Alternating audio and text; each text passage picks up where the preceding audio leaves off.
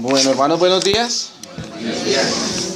Bueno, pues por la misericordia, por la gracia y de verdad por el amor del Señor me permite hoy estar aquí. Siempre lo digo y lo digo de verdad con toda sinceridad y de todo corazón, que es un privilegio poder pararnos al frente y poder abrir la Biblia y poder enseñar de pronto lo que creemos con toda seguridad que es lo que el Señor nos está diciendo, ¿verdad? Vengo en compañía de mi esposa, muchos ya la conocen, vengo en compañía de mis hijos y vengo, hermanos, con mucho cariño, ¿verdad?, a verles en el día de hoy. Les pido que oremos, por favor. Vamos a poner este tiempo en las manos del Señor y vamos a disponer nuestro corazón. Amado Dios, te damos a ti las gracias, Señor.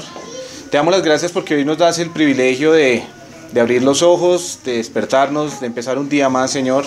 Pero no un día cualquiera, Señor, sino un día en el que como iglesia nos reunimos ante ti, buen Dios. Sabemos que todos los días estás con nosotros, amado Dios.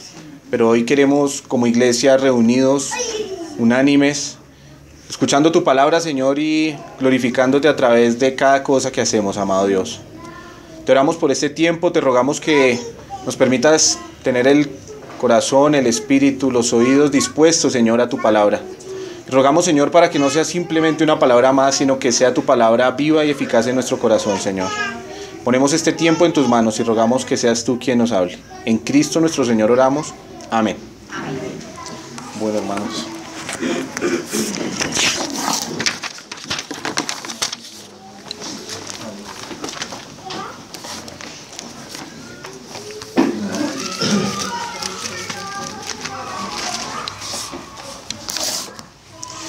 Bueno, quiero empezar hablando acerca de lo que estamos viendo hoy a través de tantas cosas en el mundo, ¿verdad? Vivimos en un mundo que está cambiando mucho, vivimos en un mundo que está avanzando, vemos cómo la tecnología cada día es mayor, vemos cómo la industrialización del mundo tiene un cambio notable, ¿verdad? Yo no tengo 50 años, pero si miramos hace 50 años y miramos fotos o páginas o leemos libros de historia, realmente ha sido un cambio asombroso lo que está pasando en el mundo. Y si miramos hacia 100 años, aún más, ¿verdad?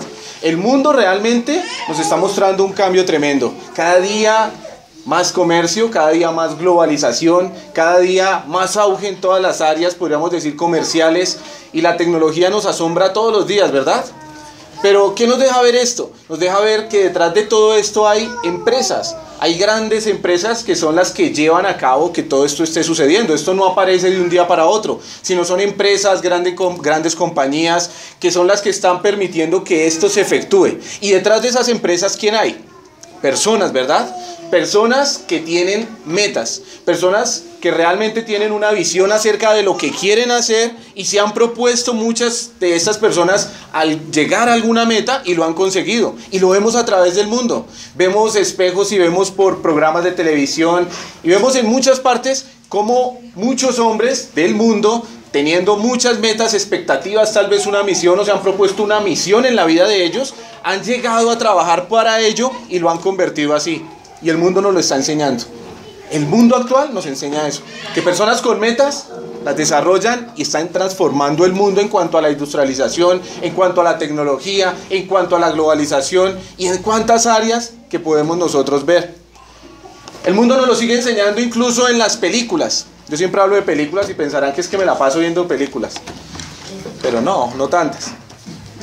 Pero en películas también vemos esto. Cuando vemos una película, la mayoría de las películas que tienen un protagonista o tienen un superhéroe o un héroe en esta película, siempre ese héroe o ese protagonista de la película tiene una misión que hacer, ¿verdad? No nos muestran la vida aburrida de alguien que va caminando para allá. Bueno, esas son las novelas. Pero en las películas vemos que hay alguien que tiene una misión, ¿verdad? Bueno, qué pena por lo de las novelas, los hermanos ahí. Pero realmente cuando vemos en una película es eso. Alguien que tiene una misión que hacer, el protagonista tiene que hacer algo y en la película muestran cómo todo lo va enfocando para poder hacer eso al final de la película, ¿cierto? Cuando el protagonista no puede o no está capacitado para hacer eso, es una parodia, eso ya es una película de comedia. Alguna vez vi una película de detectives y era una imitación del James Bond pero con Mr. Bean. Y era una parodia, era como alguien incapacitado queriendo llevar a cabo una misión. Vemos que siempre aún en eso se nos muestra que hay una misión por hacer. Ahora, para nosotros los creyentes, ¿tendremos nosotros una misión? Realmente, aunque lo vemos en las películas y aunque el mundo nos está mostrando que hay hombres que están trabajando para desarrollar ciertas metas, también el mundo nos muestra que hay personas que viven sin una misión. También vemos personas en el mundo que caminan de allá para acá sin una meta específica, viviendo la vida por vivirla el día a día. Y como decían o se dice en ciencias naturales, nacen, crecen, se reproducen y mueren. Y muchos también están viviendo la vida de esa manera. Muchos están viviendo la vida sin un propósito, sin una misión, sin una meta específica. Pero entonces ahí viene el contraste. Nosotros los creyentes, y vuelvo y lo pregunto, ¿tendremos nosotros una misión? ¿Tendremos alguna misión que cumplir? ¿Tendremos algo que hacer que Dios quiere que desarrollemos? Definitivamente, claro que sí, hermanos.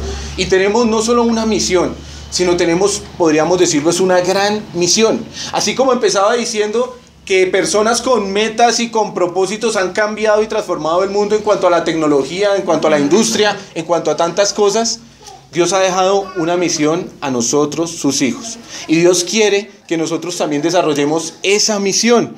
Y es una misión clara y específica. A veces podemos confundirnos y decirnos, sí, Dios nos ha salvado. Y Dios nos salvó. Y Dios nos rescató del pecado en el que estábamos y nos ha transformado y nos ha hecho nuevas criaturas en Él, para que ahora le glorifiquemos, ¿verdad? Y en realidad es así, pero eso es simplemente una parte de esa misión más grande que el Señor tiene. Porque tenemos que vivir en esta vida dándole la gloria al Señor, y el propósito final, muchos decimos, finalmente será glorificar a Dios. Pero en medio de todo esto hay una misión más clara y más específica que el Señor nos ha dejado. Quiero que por favor vayamos a Mateo 28, por favor.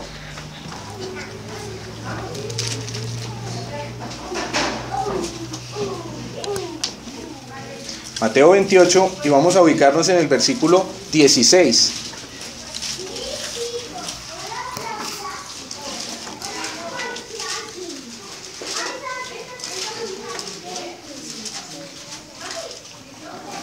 Estamos todos allí. Quiero que entendamos un poquito el contexto de lo que aquí se nos habla. Y aquí en Mateo 28, en estos últimos versículos, se nos está hablando de la resurrección del Señor Jesucristo. Y se nos está hablando de un hecho muy importante, porque toda la Biblia, y empezamos desde Génesis, y sé que están estudiando, conociendo a Dios desde Génesis, y toda la Biblia, toda la palabra de Dios siempre estuvo hablando acerca de la promesa de un Salvador. Y el Señor hizo real esa promesa en la persona del Señor Jesucristo. Y el mismo Señor Jesucristo vino a este mundo para cumplir con las promesas de Dios y para entregar su vida como el Cordero de Dios, para derramar su sangre para limpiar nuestros pecados. Todos estábamos destituidos de la gloria de Dios. Ninguno podíamos tener comunión ni tener ninguna cercanía a Dios por culpa de nuestro pecado. Apartados totalmente de esa maravilla que era poder estar en comunión con Dios. Y el Señor, viendo nuestra incapacidad, proveyó la salida, proveyó la salvación, y la proveyó a través de Él mismo, a través del Señor Jesucristo, el cual vino a este mundo y se entregó por nuestros pecados, hermanos, y murió, y así pagó la deuda de nuestro pecado, ¿verdad? Pero esto no terminó allí, sino que después de que murió, dice la Escritura, fue sepultado y resucitó. Y justamente en esta parte de Mateo nos está hablando de su resurrección. Y es un hecho muy importante, porque la resurrección completó la obra perfecta de Dios en la cruz del Calvario. El Señor no solo derramó su sangre por nuestros pecados, y no solo pagó la deuda por nuestros pecados, que es la razón por la cual hoy estamos aquí sentados escuchando, hermanos, porque creímos en esa promesa de salvación, ¿verdad? Y es eso lo que nos hace venir y escuchar cada día y querer seguir edificándonos con su palabra. Pero el Señor también resucitó, y el Señor resucitó porque la muerte no podía vencerlo, porque Él mismo venció a la muerte, como nos dice la Escritura, y tiene ahora las llaves de la muerte y del Hades. Y legalmente venció a la muerte porque es Dios, y la muerte no podía retenerlo. Y así nos abre a nosotros entonces también esa gran esperanza de que así como Él resucitó, nosotros resucitaremos con Él, y resucitaremos delante del Señor un día.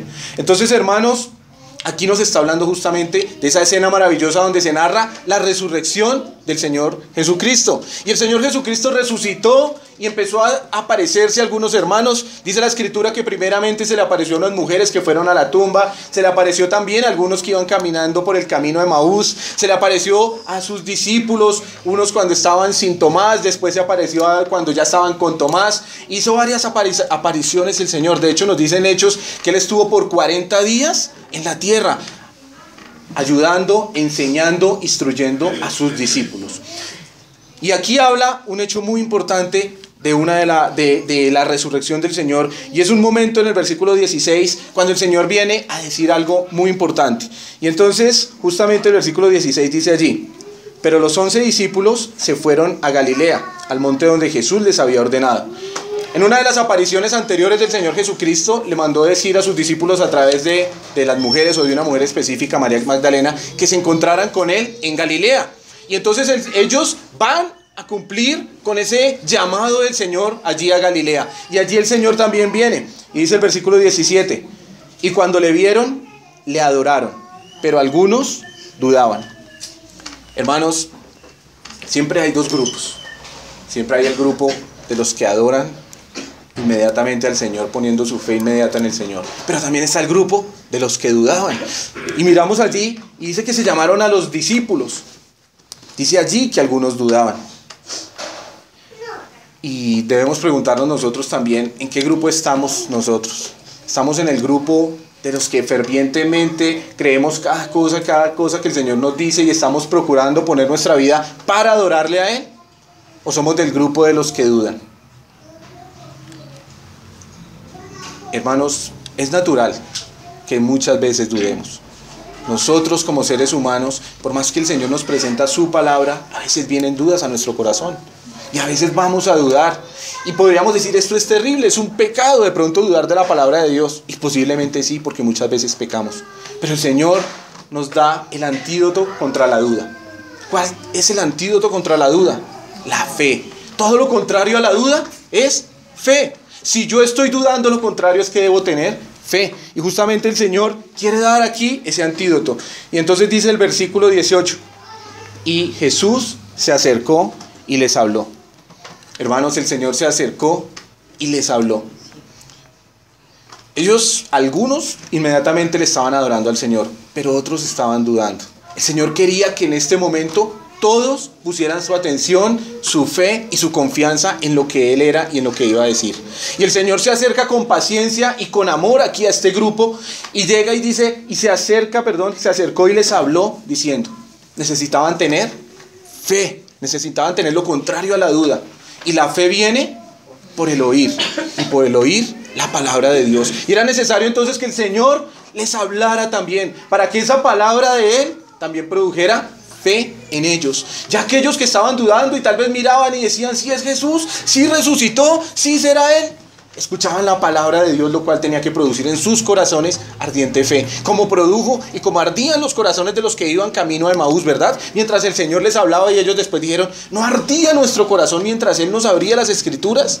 Y aquí el Señor se acerca para hablarles, y también me imagino, no lo dice la Escritura, tal vez especulo, pero tuvieron que haber ardido sus corazones también al escuchar la palabra del Señor mismo hablándoles acá. Y esto llevó a que todos en ese momento entonces creyeran. Y todos empezaron, ya no hubo más duda en este momento. Él se acerca y les habla diciendo: toda potestad me es dada en el cielo y en la tierra. El Señor siempre nos va a decir la palabra adecuada en el momento indicado.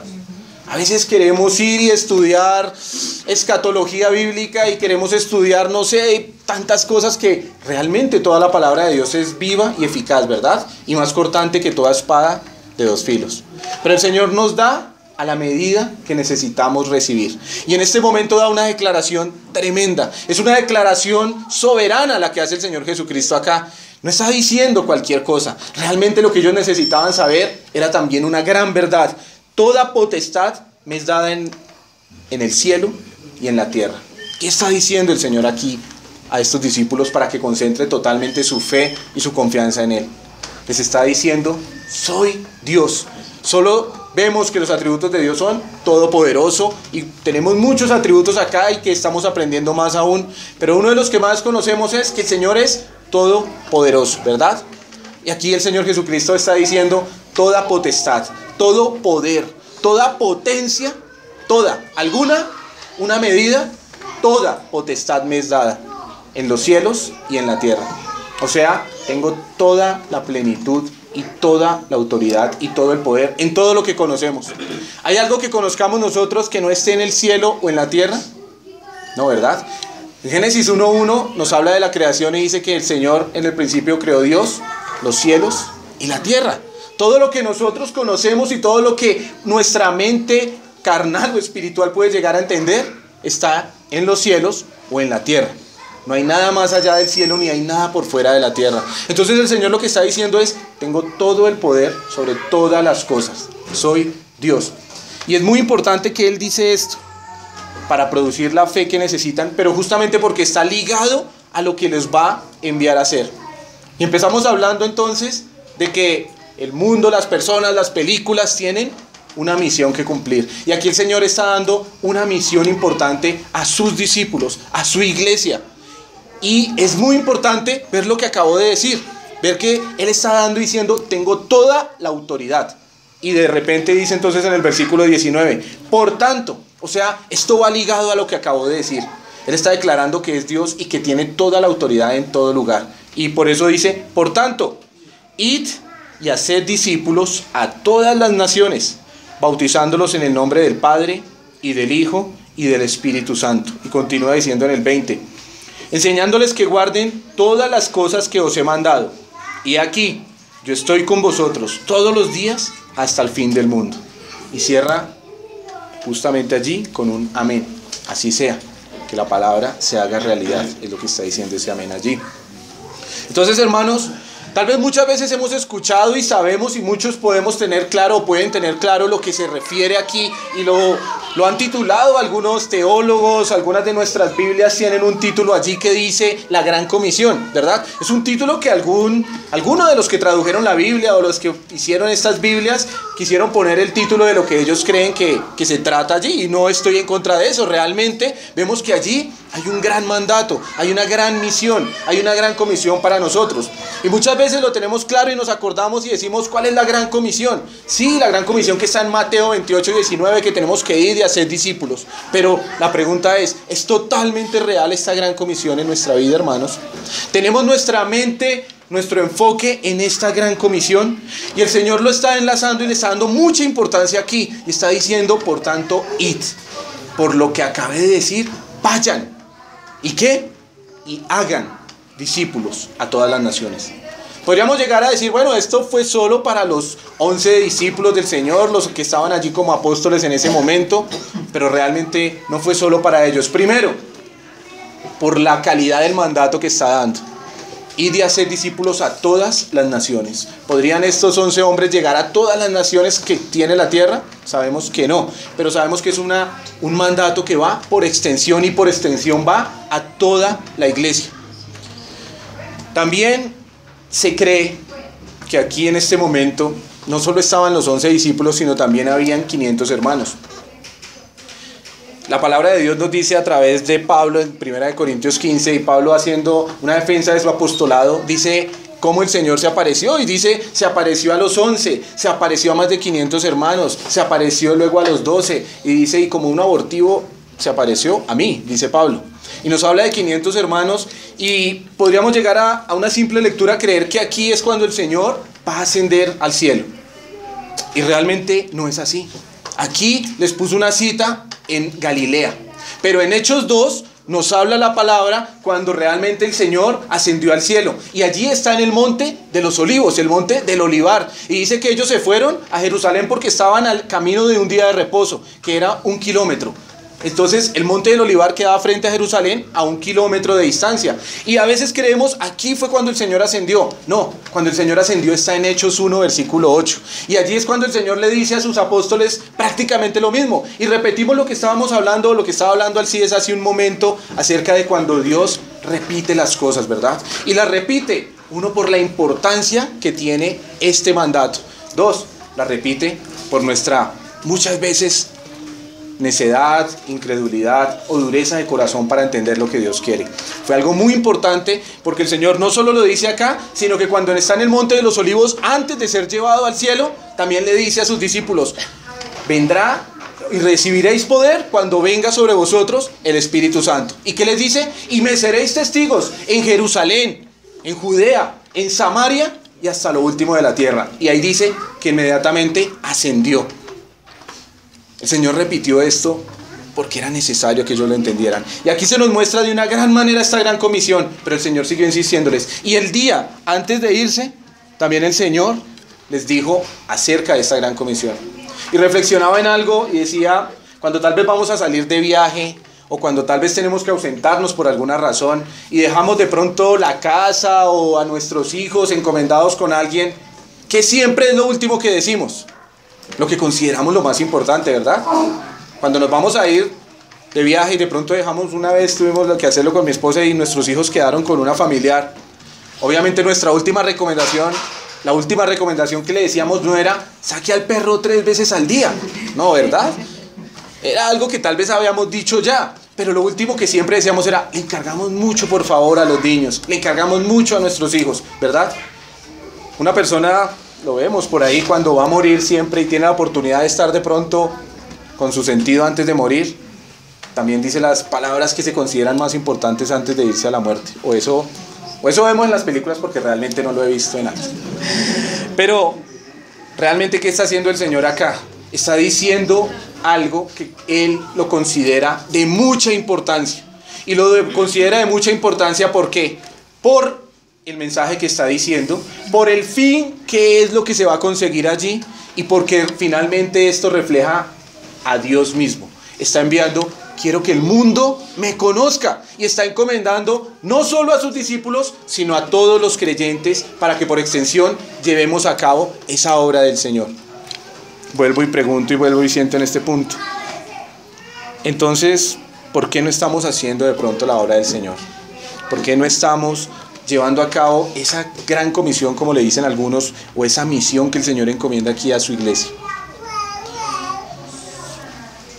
Porque tal vez no le damos la importancia que se merece. Porque tal vez estamos tan ocupados en nosotros mismos. Porque tal vez estamos pensando más en nosotros mismos, en nuestras necesidades, en lo que necesito para mañana, en lo que necesito para la otra semana. Y nos preocupamos por todas cosas que sí son válidas. No está mal preocuparnos porque tampoco podemos vivir una vida irresponsable de las actividades y de las cosas que el Señor nos ha puesto por administrar. Pero, ¿cuál es nuestra prioridad? Y la prioridad de un creyente, hermano, según la palabra de Dios, debería ser esta. Porque vamos a ver cómo todo va enfocado a ese fin. Todo. Todas las cosas que el Señor nos va pidiendo en la palabra, todas van enfocadas a esa gran comisión. A que llevemos la palabra del Señor por muchos lugares. Y dice ahí, id y haced discípulos a todas las naciones. Tal vez no le damos la importancia que es. Tal vez no es nuestra prioridad. Tal vez tenemos muchas prioridades en nuestra vida. Pero nuestra prioridad de pronto, nuestras prioridades han desplazado a esta que es la prioridad de Dios. Y si es la prioridad de Dios y decimos que somos hijos de Dios, debería ser también nuestra prioridad. Pero a veces no lo enfocamos de esa manera. O a veces lo hacemos, pero no lo hacemos a la manera de Dios. Porque muchos podrán pensar, decir, bueno, yo sí lo estoy haciendo, yo estoy llevando a cabo esto, yo tengo ciertos discípulos. Pero la pregunta es, ¿y lo estamos haciendo de la manera que Dios dice? Es algo importante para Dios y nos da muchas pautas en esto para hacerlo. Y alguien que nos da un ejemplo tremendo de esto, y es un mal ejemplo, pero es una buena ilustración, son los musulmanes, hermano. Ayer estaba escuchando y compartiendo con un hermano que estuvo en una conferencia en otro país acerca de los musulmanes y el efecto que la religión del Islam está causando en el mundo. Y le da mucha importancia a esto en una misión que están organizando, porque la religión y el Islam, los musulmanes, son la religión más grande en el mundo. Son más grandes que el mismo cristianismo, que el mismo catolicismo romano, que el hinduismo. Es la religión más grande en el mundo, es el Islam, los musulmanes. Y ellos están llevando esta religión a todo el mundo. Y nos enseñaba este hermano que ellos tienen 4 maneras por las que lo están haciendo. Y una es a través de la migración.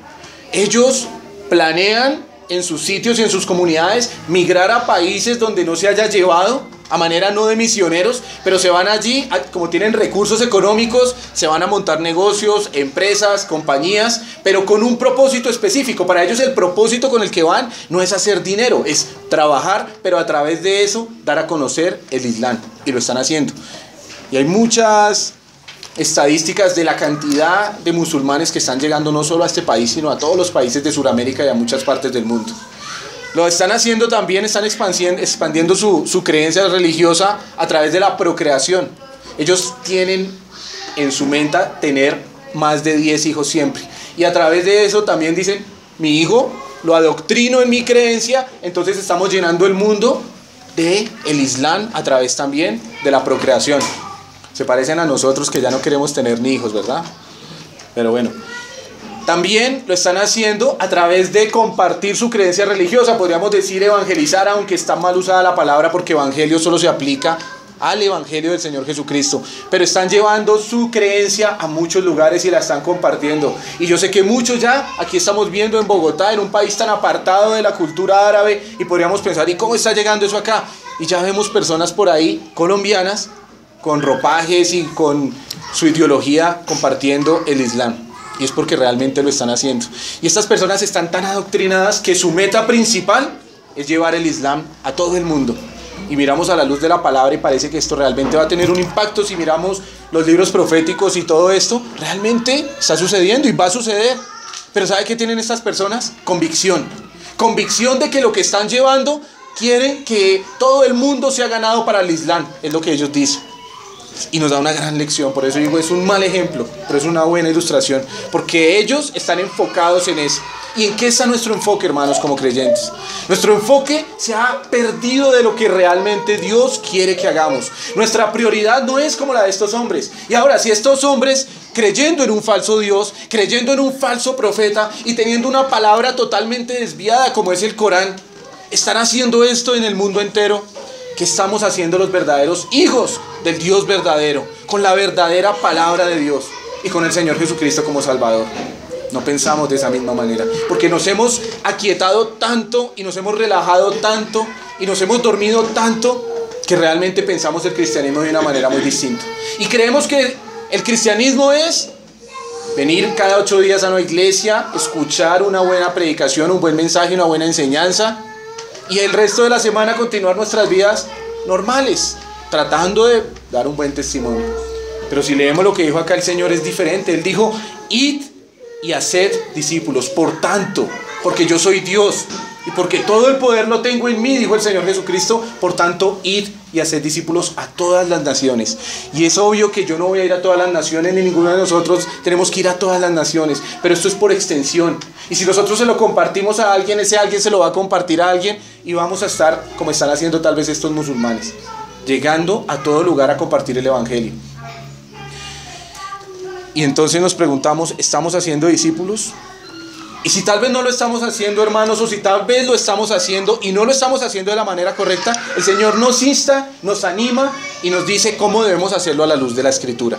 Y el Señor nos dice, y es necesario que entendamos esto, para hacer esa gran comisión es necesario empezar poco a poco, ¿verdad?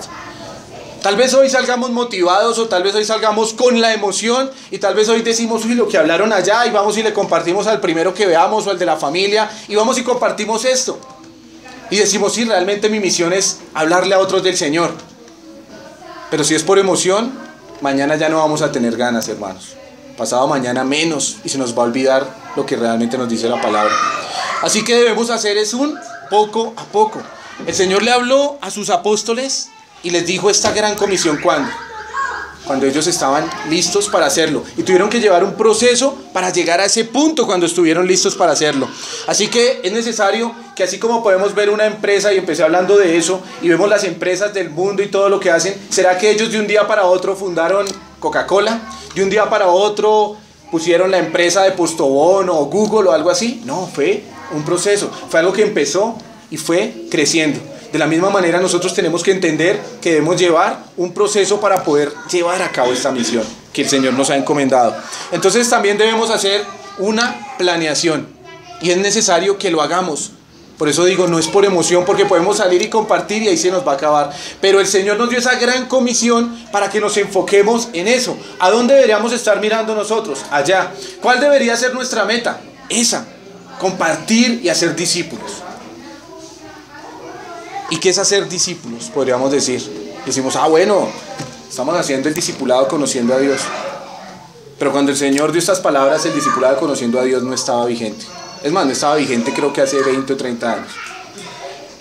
La palabra nos habla en este contexto y en todo el contexto de los evangelios y el libro de los Hechos a los discípulos como creyentes. Aquí está diciendo, id y haced creyentes. En Marcos 16 también dice, id y predicad este evangelio a todas las naciones, a todo el mundo, perdón. En Marcos 16 dice, id y predicad este evangelio a todo el mundo. Aquí está haciendo discípulos y entonces decimos, no, entonces ¿cuál es el discipulado que debo darle? Y entonces cuando no estaba el discipulado que conocemos, entonces no se practicaba. Dice la palabra del Señor en Hechos, dice, y allá en Antioquía se llamó por primera vez a los discípulos cristianos. O sea, ¿cómo los llamaban antes? Discípulos. Antes de llamarnos cristianos, la Biblia nos muestra que éramos llamados o eran llamados discípulos. Cuando está hablando allí de ir y hacer discípulos, está diciendo id y haced creyentes. ¿Y cómo hacemos creyentes? A través de la palabra de Dios. De hecho, no los hacemos nosotros, ¿verdad? Vamos y presentamos el evangelio. Es lo que nos está diciendo. Vaya y presente el evangelio y haga discípulos, haga creyentes. Si bien ya viene como cuerpo de iglesia y como iglesia, por eso están los dones y hay unos que enseñan, otros que deben predicar. Es toda la iglesia trabajando en sí. Pero entonces decía allí, debe haber una planeación. Y para eso estamos viendo una preparación. ¿Estamos preparándonos nosotros para esto? Nos preparamos para lo que queremos ser en la vida. Y los muchachos estudian en los colegios y muchos van a la universidad porque quieren prepararse para hacer algo en la vida. Y nosotros nos preparamos para esto. ¿Cuál debería ser la preparación de nosotros como iglesia? La palabra discípulo está ligada a la palabra disciplina. Y nosotros para ser discípulos tenemos también que ser disciplinados, de acuerdo a lo que el Señor nos enseña. Estamos disciplinándonos para ser esta obra. Vemos los deportistas cómo se preparan para llevar a cabo lo que quieren lograr, ¿verdad? Tienen una preparación.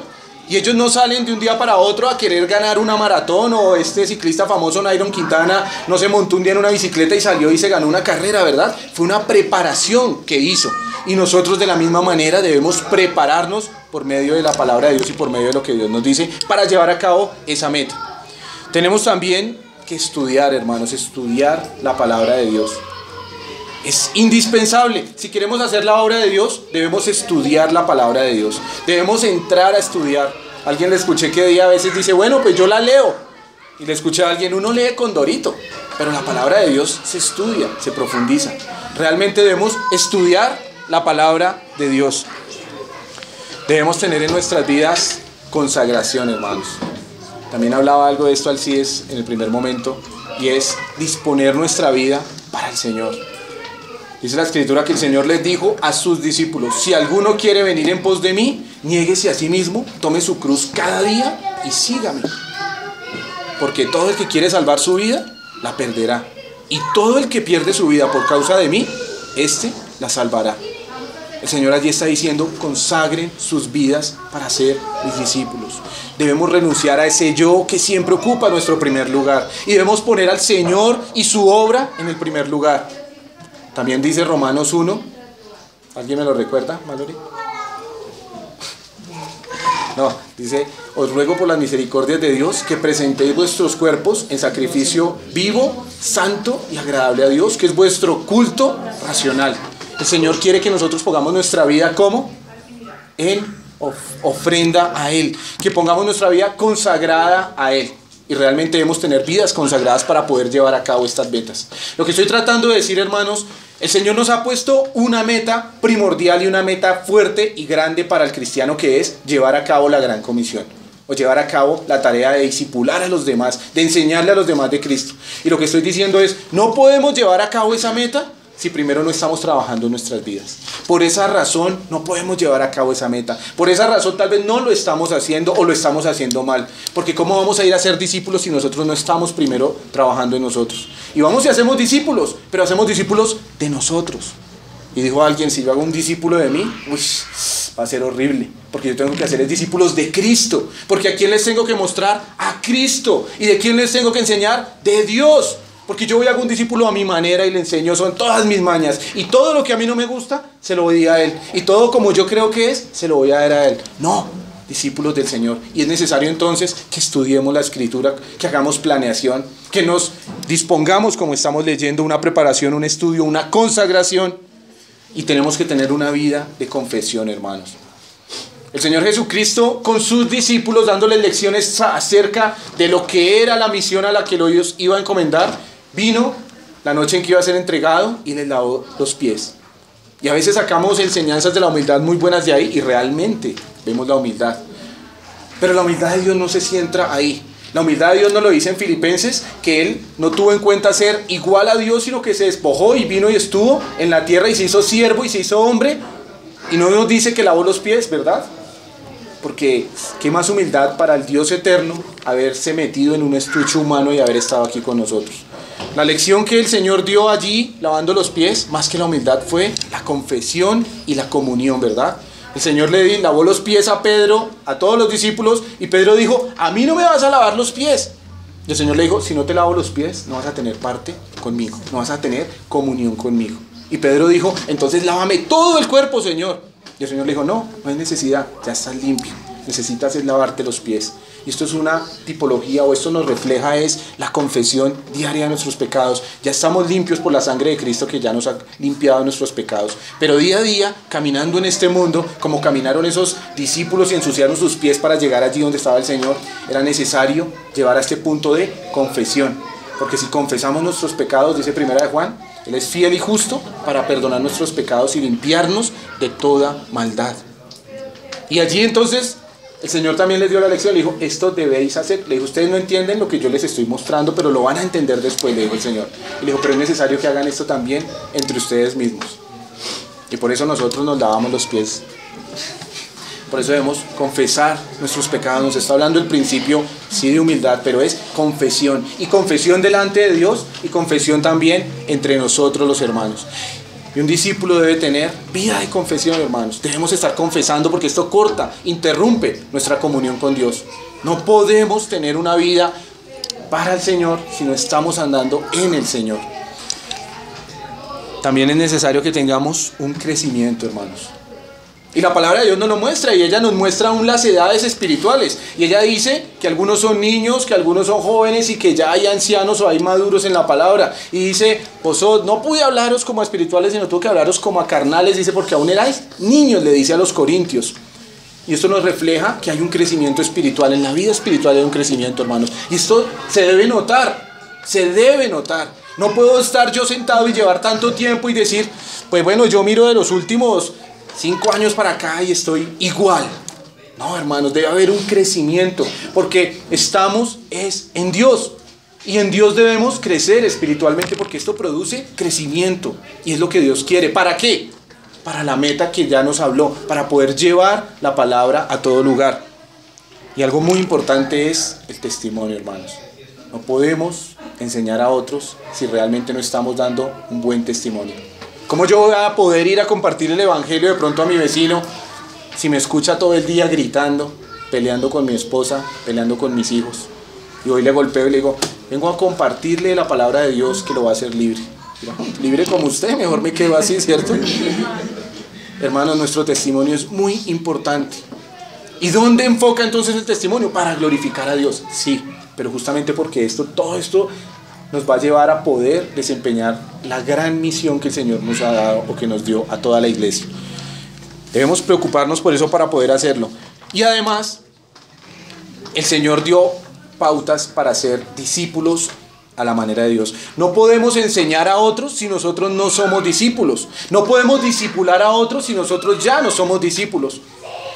Hace poco le estaba enseñando a mi hija a manejar y pensaba anoche, ¿podría yo haberle enseñado a manejar si yo no supiera manejar? Obvio que no, ¿verdad? ¿Qué le diría yo? Espiche ese botón, no, ese es del agua. No, espiche esa palanca, no, esa es para cambiar las luces. Realmente tuve que aprender a manejar y poder manejar para poderle enseñar a otra persona a manejar. Se estrelló y por eso no la volví a sacar a manejar. No, es broma. Pero tenemos que hacer algo para enseñarlo a otros, tenemos que tenerlo nosotros y vivirlo nosotros. Entonces, para poder hacer discípulos, tenemos nosotros también que hacer estos planteamientos en nuestra vida para ser discípulos. Y algo que el mismo Señor Jesucristo dice, el discípulo debe permanecer en la palabra de Dios. Lo dice en Juan 8:31, dice, le dijo a los judíos, le dijo, si vosotros permanecéis en mi palabra, seréis verdaderamente mis discípulos. Si vosotros permanecéis en mi palabra. Y algunos dicen, no, yo permanezco con la Biblia acá, ¿cierto? Ya tengo hasta cuadrito aquí de la Biblia. ¿Eso es permanecer en la palabra de Dios? No, yo la leo, yo todas las mañanas la leo un rato. ¿Eso es permanecer en la palabra de Dios? No, lo que nos está diciendo es que la palabra de Dios y nosotros permanezcamos en ella, que vivamos la palabra, como dice Santiago, ¿verdad? Dice, sed hacedores de la palabra. No seamos solamente oidores, sino tenemos que ser hacedores. Y la palabra permanecer también viene de la misma raíz de la palabra permear. ¿Qué es permear? Cuando el agua penetra algo, ¿verdad? Eso es permear, por eso nos ponemos el impermeable, para no mojarnos. Y permear es que pasa. Y la palabra de Dios debe permear nuestra vida, debe impregnar nuestra vida, debe penetrar nuestra vida la palabra de Dios. Y nosotros deberíamos vivir por medio de la palabra de Dios, y es difícil, es fácil decirlo desde acá. Y yo sé que cuando estamos en la vida cotidiana tenemos que estar procurando hacer esto, no por nuestros propios medios, sino por medio del Espíritu Santo que mora en nosotros y a través de la gracia de Dios. Porque no es que estemos incitando a tener una vida llena de normas humanas, sino es lo que la palabra de Dios dice. Y si el Señor nos lo dice, Él nos va a capacitar para poderlo hacer. Y el Señor quiere entonces que la palabra de Dios permanezca en nosotros. Y se lo dijo a judíos que estaban creyendo en Él y que al poco tiempo iban a ser rechazados por poner su fe en el Señor Jesucristo. Les dijo, va a ser difícil, pero si vosotros permanecéis en mí, en mi palabra, seréis verdaderamente mis discípulos. A pesar de lo que venga, a pesar de las situaciones, debemos permanecer en la palabra de Dios. Porque viene la situación difícil y ¿qué hacemos? Tristemente a veces cambiamos el enfoque. En la parábola del sembrador el Señor muestra diferentes campos de tierra y muestra cómo muchos recibieron la palabra, pero vino las aves y la comían, el otro quedó en la parte más dura. Y realmente nos muestra los que no permanecieron en la palabra. Nosotros es necesario que permanezcamos en lo que la palabra del Señor nos dice. También dijo el Señor Jesucristo algo muy importante para sus discípulos. El discípulo debe tener amor por los demás. Dice Juan 13:35. En esto conocerán todos que sois mis discípulos, si tenéis amor los unos por los otros. Eso lo dice Juan 13:35. Y en esto conocerán todos que sois mis discípulos. Si yo voy a ir a discipular y si quiero ir a ser discípulos, nos dice la palabra, debo permanecer en la palabra y debo mostrar amor, tener amor los unos por los otros. Y muchas veces me pregunto, ¿por qué yo no vivo en el amor del Señor? Porque no tenemos una explicación para decir por qué no estamos mostrando el amor de Dios. Porque primero, Dios es amor y nosotros como sus hijos hemos recibido todo el amor de Dios derramado en nuestros corazones. Pero muchas veces nos cuesta tanto expresar ese amor. Muchas veces no reflejamos al mundo ese amor. Y el Señor acá le dijo a sus discípulos, y en esto sabrán todas las personas sabrán que ustedes son mis discípulos, si tuvierais amor los unos por los otros. O sea, esto iba a ser un testimonio que iba a ganar personas, que iba a ganar almas para Cristo. Con el solo testimonio del amor, muchos iban a llegar, ¿qué está pasando ahí? Por solamente mostrar ese amor que tenían ellos. Todos iban a creer. Y pensaba, tal vez nosotros los cristianos deberíamos ser reconocidos en el mundo como, esa gente que esos, todos amorosos. Y ser amoroso no es ir regando pétalos de flores por donde vamos caminando. Ese es el amor. No, ¿verdad? El amor nos lo muestra el Señor en su palabra. Y el Señor nos muestra la más grande proeza de amor. Como Él entregó a su Hijo Jesucristo por nosotros, donde dice la palabra, de tal manera amó Dios al mundo que ha dado a su Hijo por una cantidad de pecadores que somos nosotros. El amor es sacrificio por los demás, es dar a los demás lo que necesitan, es disponer nuestra vida para otros. Eso es amor, sacrificar el yo para el beneficio de otros. Y a veces no mostramos ese amor ni en nuestro propio hogar. Y a veces nuestros vecinos no pueden decir, ese man es un ejemplo de amor. Al contrario, hermanos, debemos vivir en amor para ser discípulos del Señor. Y en último lugar dice el Señor, el discípulo debe dar fruto, lo dice el Señor. Juan 15:8 dice, en esto, dijo el Señor a sus discípulos, en esto es glorificado mi Padre, en que llevéis mucho fruto. No una dosis pequeña de fruto. El Señor se tomó la molestia o se tomó la palabra de meter allí es la palabra mucho. Y en esto es glorificado mi Padre. Un efecto doble. Estamos glorificando a Dios, pero también eso está mostrando que somos discípulos. En que llevemos mucho fruto. También volviendo a la parábola del sembrador, dice que la semilla que fue sembrada en buena tierra, y esa hace alusión a los que hemos creído en el Señor Jesucristo, a los creyentes, a los discípulos, dice, dio fruto al 30, al 60 y al 100 por uno, ¿verdad? O sea, no se quedó dando fruto, dio fruto 30, 60 y otros al 100. Hermano, debemos llevar mucho fruto. ¿Qué fruto estamos llevando? Debemos procurar eso. Por una parte, el Espíritu Santo de Dios vive en nosotros, el cual debe manifestar en nosotros el fruto espiritual, que según la Escritura en Gálatas nos dice que es amor, gozo, paz, paciencia, benignidad, bondad, fe, mansedumbre y templanza. Ese fruto del Espíritu Santo debe manifestarse en nosotros, el fruto espiritual. ¿Reflejamos eso al mundo? Personas con amor, gozo, paz, bondad, benignidad, fe, paciencia. Y aparte también tenemos que mostrar un fruto físico, un fruto práctico. Las obras que estemos haciendo para el Señor. El Señor aquí entonces, el mismo Señor Jesucristo fue el que dio estas características de un discípulo. Dijimos, permanece en la palabra de Dios, refleja su amor por los demás y es una persona que está llevando a fruto. Y en estas tres el Señor dijo, eso es lo que hace un discípulo. Entonces aquí volvemos a la pregunta. ¿Estamos haciendo discípulos a la manera de Dios? ¿Y aún estamos haciendo la obra de Dios? Esa debe ser nuestra principal prioridad, hermanos. Nosotros deberíamos tener nuestra mente enfocada en eso. Y deberíamos estar trabajando, sí, en todo esto, no con la expectativa de vernos mejor. Quiero cambiar y quiero quitar tantas cosas de mi vida para verme mejor. No, para glorificar a Dios y poder llevar su palabra. No estoy diciendo que hasta que seamos perfectos vamos a poder compartir con otros la palabra de Dios, porque no es eso lo que nos dice el Señor. Pero lo que quiero concluir es con esta frase: Dios quiere que trabajemos en las vidas de otros, pero Él quiere primero trabajar en las de nosotros. Y cuando Él dio esta gran comisión, no simplemente les dio una idea a la loca, vayan y hagan eso. Con esa gran comisión les estaba diciendo: trabajen en sus vidas, reflejen espiritualidad, permanezcan en mí y van a poder impactar al mundo. Y lo vemos a través de la Escritura, que fue lo que pasó en la primera iglesia. Y nosotros debemos continuar con esa idea, hermanos. Muchos grupos religiosos engañosos están saliendo al mundo a engañar al mundo a través de falsas religiones. Nosotros tenemos la verdad y no tenemos una religión. Tenemos el mensaje de salvación que el Señor nos ha encomendado. Y es nuestra tarea llevarlo al mundo. Pero para llevarlo debemos trabajar en nuestras vidas y poder mostrar a Cristo a través de eso. Ese es y debe ser nuestra meta principal como creyentes. Vamos a orar, hermanos.